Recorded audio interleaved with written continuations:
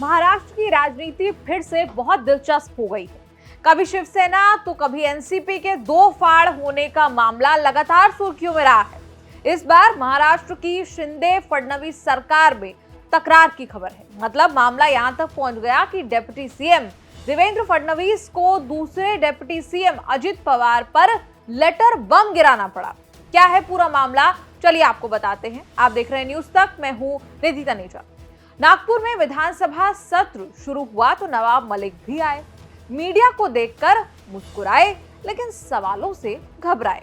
NCP में कौन से गुट के वो साथ थे? चाचा शरद पवार का हाथ थामे या फिर भतीजे अजित पवार के समर्थन में हैं?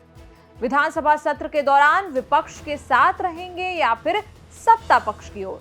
ऐसे सैकड़ों सवालों के बावजूद मुंह से एक भी शब्द उन्होंने नहीं निकाला, सिर्फ इशारे ही करते नजर आए। ये निकले नवाब मलिक कैसे ठीक है? पहला दिन है, पहला दिन है। आप युवा अधिवेशन में नागपुर में कैसी है? आपकी तबीयत कैसी है? आपकी तबीयत कैसी है ये बताइए। मागे आना। चलो कोर्ट का वो है। कुमार कौन से गट के साथ रहेंगे? मुंबई से नागपुर कब आए सर?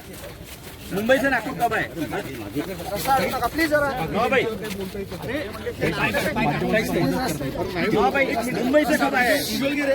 महाराष्ट्र के पूर्व मंत्री नवाब मलिक ईडी की जांच में फंसे हैं। उनका मामला दाऊद इब्राहिम से जुड़ा है, जिसकी जांच ईडी कर रही है।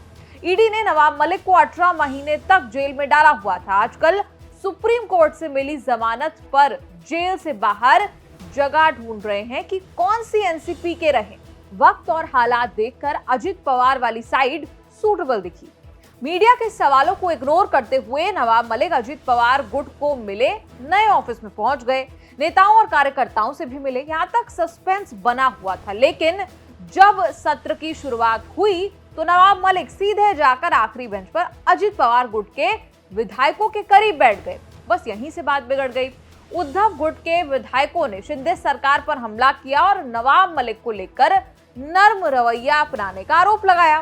सत्र की कार्रवाई खत्म हुई तो गुरुवार शाम उप मुख्यमंत्री देवेंद्र फडणवीस ने उप मुख्यमंत्री अजित पवार को चिट्ठी लिखकर लेटर बम गिरा दिया।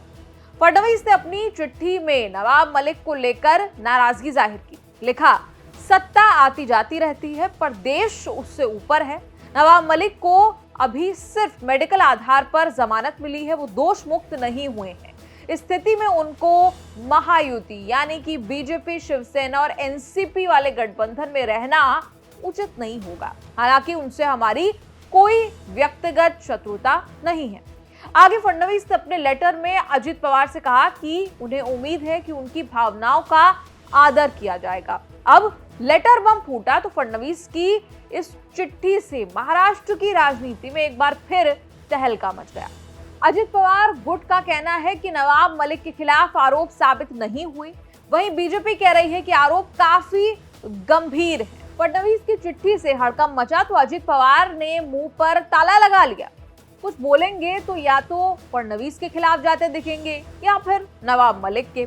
अजित पवार दोनों को साथ लेकर चलना चाहते हैं। अजित पवार खेमे के प्रफुल्ल पटेल ने कहा कि नवाब मलिक ने अब तक औपचारिक तौर पर अपना समर्थन अजित पवार खेमे को नहीं दिया है। उन्हें अभी अपना आधिकारिक स्टैंड बताना बाकी है। लेकिन जो सीट उन्हें सदन में अलॉट हुई वो दरअसल लेजिस्लेटिव सेक्रेटेरिएट के प्रोसीजर के तहत हुई।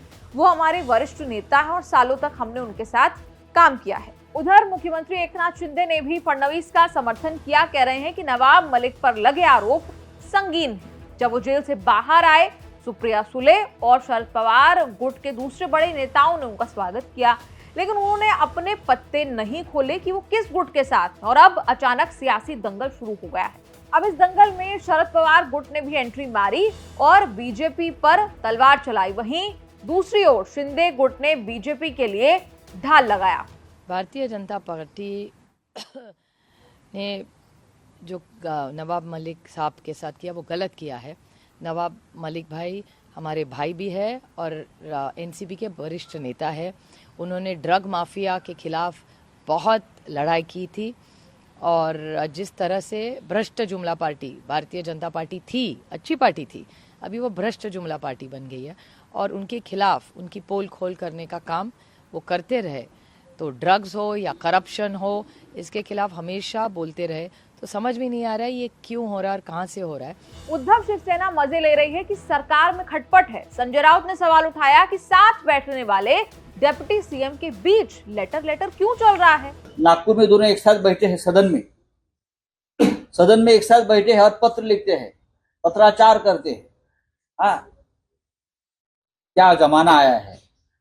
बाजू में बैठे और पत्र लिखते हैं कि भाई ये ठीक नहीं है, नवाब मलिक के बारे में आपने जो यहाँ आपके साथ बैठा है उनके ऊपर ऐसे आरोप है, फलाना आरोप है। ये तो ढोंग है ना।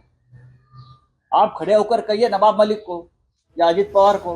वैसे महाराष्ट्र की सरकार तलवार की धार पर है। खुद एकनाथ शिंदे और उनके समर्थकों की सदस्यता दल बदल के चक्कर में दांव पर है। बीजेपी किसी अनहोनी की आशंका के चलते अजित पवार को लाई थी, लेकिन फडणवीस ने अजित पवार पर ही तलवार तान दी है। पता नहीं इसमें कौन जीतेगा कौन हारेगा। कहीं नवाब मलिक के बहाने से ही कोई ऊंच नीच ना हो जाए। आपको क्या लगता है? कमेंट्स में लिखकर अपनी राय जरूर बताइए और देखते रहिए न्यूज़ तक।